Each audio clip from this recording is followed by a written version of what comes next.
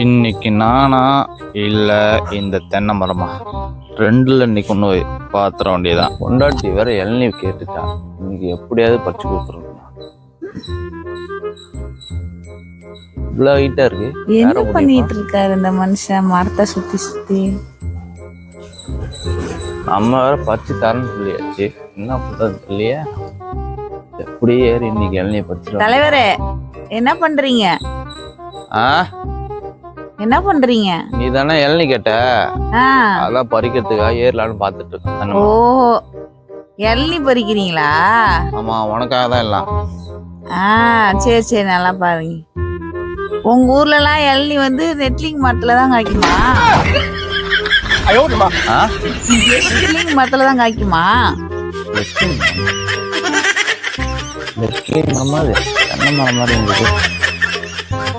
ஐயோ, தண்ணி அடிச்சதை கண்டுபிடிச்சிருவாங்க. இதே லெட்லிங் மரம்னு எனக்கு தெரியும். இது தென்னை மரம் தானே.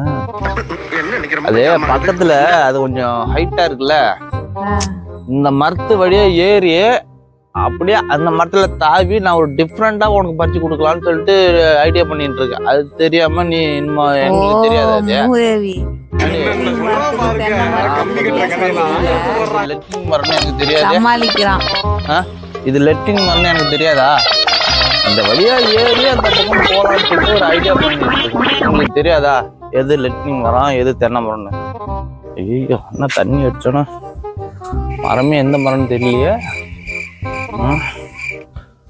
எல்லாம் எங்களுக்கு தெரியும். அந்த மரத்து வழியா இந்த மரம் ஏறலான்னு சொல்லிட்டு ஒரு பிளான் போட்டோம்.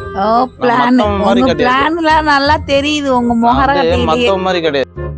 எந்த ஒரு விஷயத்தையும் பிளான் பண்ணி புத்தூர் போகாம இருந்தா சரி. ஐயோ, என்ன முக்கு நேரம் நடக்காது.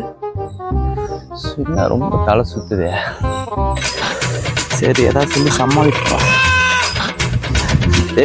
மழை பெஞ்சிருக்குல, நீங்க வேணாம், நாளைக்கு பச்சு தரேன். சளி பிடிச்சிட போதும் உனக்கு.